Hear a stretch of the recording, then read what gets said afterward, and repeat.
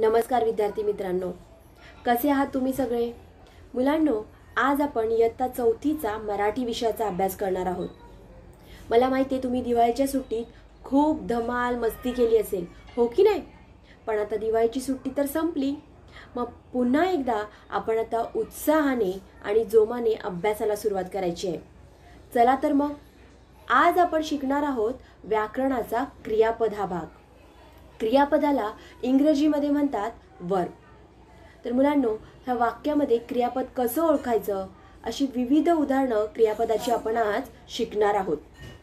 पण त्यापूर्वी आपण व्याकरणाच्या भागामध्ये नाम, सर्वनाम हे भाग शिकलो, हो की नाही?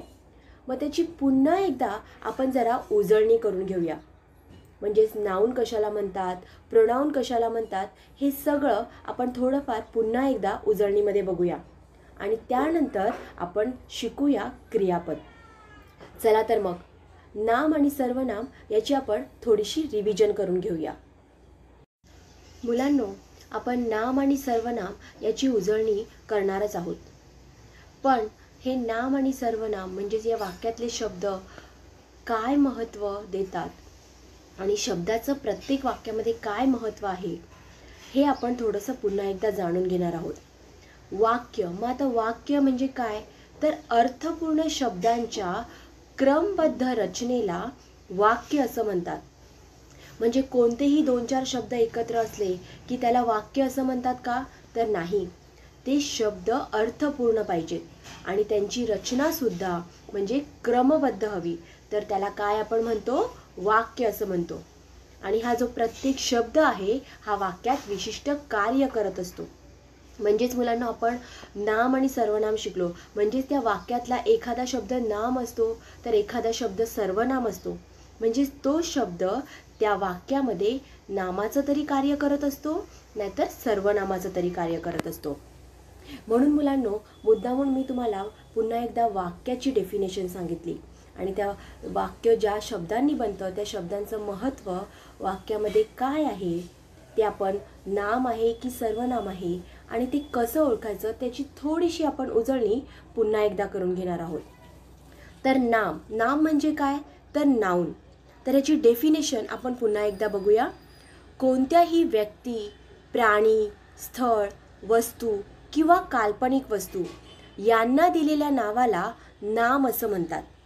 बघा मुलांनो, तुम्हाला मी आधीही सांगितलं की कुठल्याही व्यक्तीचं नाव असेल किंवा प्राण्यांचं नाव असेल, फळांचं, फुलांचं, स्थळ म्हणजे ठिकाणाचं नाव असेल, एखाद्या वस्तूचं घरातलं नाव असेल किंवा काल्पनिक वस्तू म्हणजेच तुम्हाला मी आधीच बोलली की परीकथा असतात, राक्षस असतो, ह्या सगळ्या ज्या गोष्टी आहेत ज्या आपल्याला दिसत नाहीत समोर पण त्या काल्पनिक गोष्टींमध्ये आपण घेतो त्यांना जी नावं दिलेली असतात, या सगळ्यांना दिलेल्या नावाला नाम असं म्हणतात.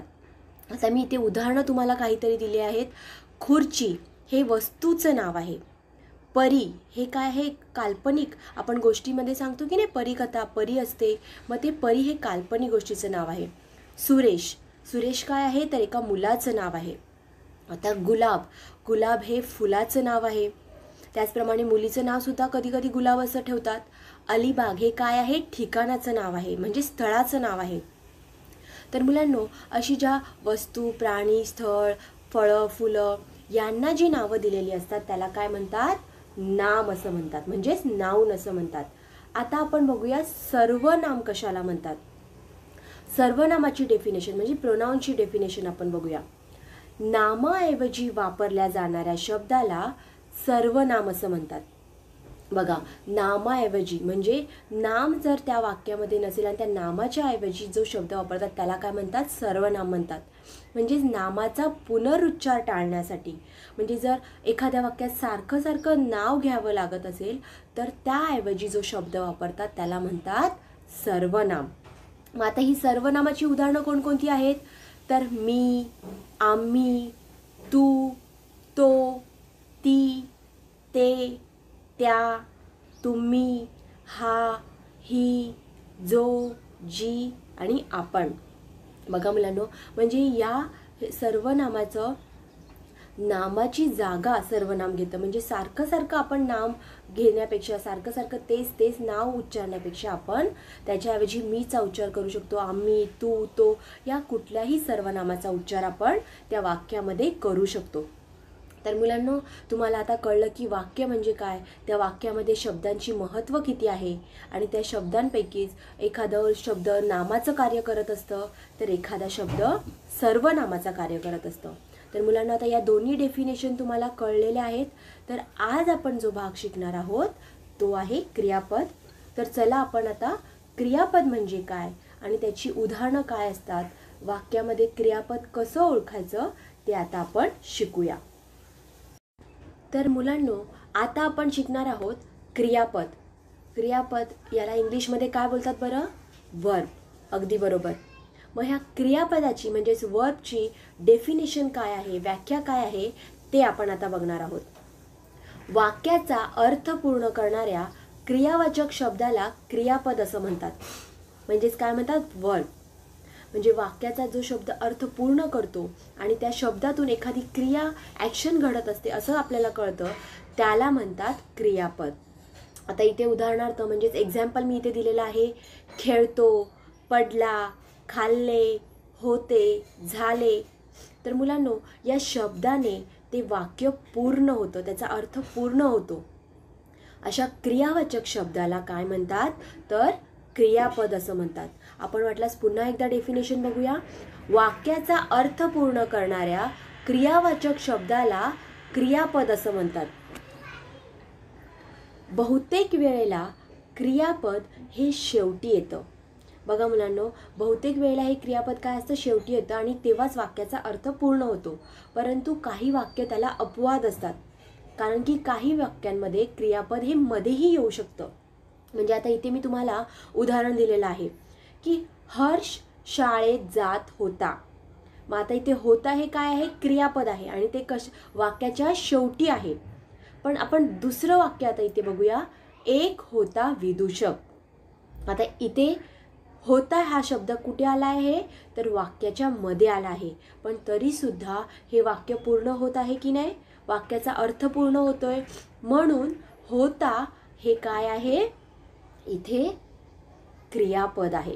तर मुलांनो, काही अपवाद असतात की ते क्रियापद वाक्याच्या मध्ये पण येऊ शकतं. तर तुम्ही गोंधळून न जाता वाक्य नीट वाचायचं आहे. तुम्हाला नाम, सर्वनाम याची डेफिनेशन माहिती आहे. वाक्यामध्ये ते कसं ओळखायचं हे सुद्धा तुम्हाला आता कळलेलं आहे. त्यामुळे क्रियापद ओळखताना सुद्धा तुम्ही नेहमी डेफिनेशन लक्षात ठेवा की वाक्याचा अर्थ पूर्ण होणाऱ्या क्रियावाचक शब्दाला, म्हणजे त्या शब्दातून एखादी ॲक्शन पण आपल्याला कळते. तर मुलांनो, मला वाटतं क्रियापद याची डेफिनेशन तुम्हाला कळली आहे आणि वाक्यामध्ये क्रियापद कसं ओळखायचं, म्हणजे वर्ब कसं ओळखायचं ते सुद्धा तुम्हाला कळलेलं आहे. तर आता आपण काही उदाहरणं बघूया, जेणेकरून तुम्हाला त्या एक्झाम्पल्समधून वाक्यातले क्रियापद कसं ओळखायचं ते कळेल. मुलांनो, आता इथे तुम्हाला काही वाक्य दिसत आहेत आणि आपण क्रियापदाची डेफिनेशन म्हणजेच व्याख्या बघितलेली आहे. त्यामुळे तुम्हाला या वाक्यामध्ये क्रियापद कोणतं आहे ते शोधायला नक्कीच काही त्रास होणार नाही आहे. चला तर मग बघूया आपण या वाक्यांमध्ये क्रियापद कोणती आहेत ती. पहिलं आहे काल मी वडापाव खाल्ला. तर मुलांनो, आता क्रियापदाच्या डेफिनेशननुसार जो शब्द वाक्याचा अर्थ पूर्ण करतो आणि क्रियावाचक असतो, म्हणजे क्रिया घडलेली आहे. मग इथे कुठल्या शब्दात क्रिया, ॲक्शन घडली? खाल्ला म्हणजे इटिंग, बरोबर. मग खाल्ला हे इथे काय आहे? क्रियापद आहे. म्हणून आपण इथे आता सर्कल केलेलं आहे की खाल्ला हे या वाक्यामध्ये क्रियापद आहे. आता दुसरं आहे मोर आनंदाने थुई थुई नाचतो. बघा मुलांनो, मी क्रियापदाच्या डेफिनेशन बरोबर अजून एक गोष्ट तुम्हाला लक्षात ठेवायची आहे की मराठीमध्ये वाक्यात बहुतेक करून सगळ्यात शेवटी क्रियापद असतं. काही अपवाद आहेत की ते मध्यभागी किंवा मध्ये असं क्रियापद येतं, जसं आपण मगाशी उदाहरण बघितलं. पण बहुतेक करून हे वाक्याच्या शेवटीच क्रियापद येतं, कारण की त्यामुळेच आपल्या वाक्याचा अर्थ पूर्ण होतो आणि ते वाक्य पूर्ण होतं. म्हणून मोर नाचतोय म्हणजे कुठली क्रिया करतोय, कुठली ॲक्शन होती इथे? नाचतो. म्हणून इथे क्रियापद कोणतं आलं? नाचतो हे क्रियापद इथे आलं. आता तिसरं आहे बाबांनी मला नवीन कपडे आणले. बघा मुलांनो, बाबांनी मला नवीन कपडे आणले. तर आता इथे कुठली क्रिया आहे? आणले, बरोबर की नाही? आणि वाक्याच्या शेवटी कुठला शब्द आला आहे? आणले. म्हणून या वाक्यामध्ये कुठला क्रियावाचक शब्द आहे, म्हणजेच क्रियापद कोणतं आहे? आणले. तर मुलांनो, या तिन्ही वाक्यामध्ये तुम्हाला हे तिन्ही क्रियापद आपण कसे शोधले ते कळले असेल. आणि क्रियापद वाक्यामध्ये शोधायला खरंच कठीण नाही आहे, कारण की ते वाक्यात बहुतेक करून शेवटी येतं आणि कुठली ना कुठली क्रिया घडली आहे, ॲक्शन घडली आहे, हे त्या शब्दावरून आपल्याला कळतं. आता या वाक्यांमध्ये आपण क्रियापद कोणतं आहे ते ओळखणार आहोत. मुलांनो, मला वाटतं आधीच्या 3 वाक्यांमध्ये तुम्ही क्रियापद कशी ओळखायचे ते शिकला आहात. आता आपण अजून काही उदाहरणं बघू की ज्यामुळे तुम्हाला क्रियापद कसं ओळखता येईल ते कळेल. पहिलं वाक्य आहे माया सकाळी लवकर उठते. आता या वाक्यामध्ये 3-4 शब्द आहेत आणि त्या शब्दांमधून तुम्हाला क्रियापद कोणतं आहे ते ओळखायचं आहे, हो की नाही?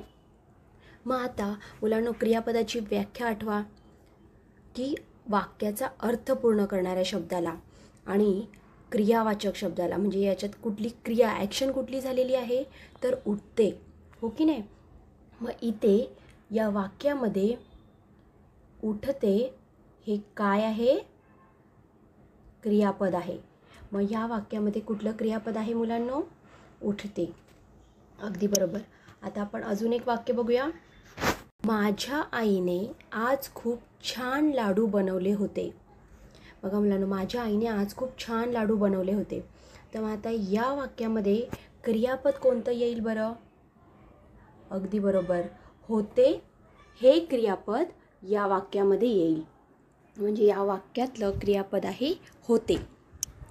आता आपण पुढचं वाक्य अजून एक बघूया. सुप्रियाचा वर्गात पहिला नंबर येतो.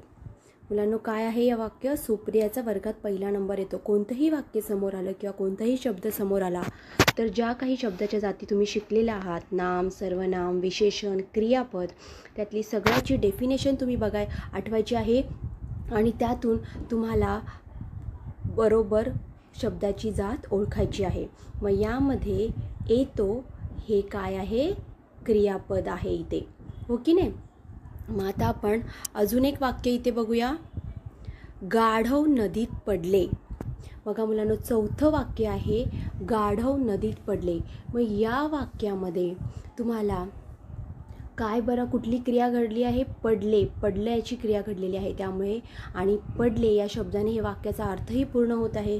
म्हणून या वाक्यात कुठलं क्रियापद आहे? पडले. अगदी बरोबर. या वाक्यामध्ये पडले हे क्रियापद इथे आहे. आता 5वं वाक्य आपण बघणार आहोत. मला गाणे शिकते. मुलांनो, या वाक्यामध्ये काय बरं क्रियापद आहे? मी आधी सांगितल्याप्रमाणे नेहमी डेफिनेशन आठवा की वाक्याचा अर्थ पूर्ण करणाऱ्या शब्दाला आणि क्रियावाचक शब्दाला, आणि नेहमी काही अपवाद वगळले तर नेहमी वाक्याच्या शेवटीच क्रियापद येतं. त्यामुळे इथे सुद्धा आता काय क्रियापद असेल? शिकते. अगदी बरोबर. मला गाणे शिकते. या वाक्यामध्ये शिकते हे क्रियापद आहे. तर मुलांनो, मला वाटतं आता ही जी काही आपण उदाहरण बघितली त्यामध्ये सगळ्यामध्ये तुम्हाला क्रियापद कसं ओळखायचं आणि वाक्यामध्ये क्रियापद कुठे असतं, कसं ओळखायचं, हे सगळं आता नीट कळलं असेल. आपण सुरुवातीला नाम आणि सर्वनाम याची सुद्धा उजळणी घेतलेली आहे. त्यामुळे तुम्हाला अगदी चांगल्या प्रकारे नाम, सर्वनाम आणि क्रियापद हे व्याकरणाचे भाग चांगल्या प्रकारे समजले असतील. आणि आता कोणतंही वाक्य, अगदी कितीही कठीण वाक्य तुम्हाला समोर आलं तरी तुम्ही ते चांगल्या प्रकारे तुम्ही त्याच्यामध्ये नाम, सर्वनाम आणि क्रियापद ओळखू शकाल, हो की नाही? या उदाहरणांमुळे तुम्हाला आता पुढच्या इयत्तांमध्ये सुद्धा, म्हणजे 5वी, 6वी, 7वी, अगदी पुढच्या इयत्तांमध्ये सुद्धा नाम, सर्वनाम आणि क्रियापद हे व्याकरणाचे भाग अगदी चांगल्या प्रकारे समजले असल्यामुळे तुम्हाला कोणतीही उदाहरणं आली तरी तुम्ही त्यातून ते नक्की नीट ओळखू शकाल. मुलांनो, मला वाटतं आज क्रियापदाचा भाग तुम्हाला समजलेला आहे. धन्यवाद.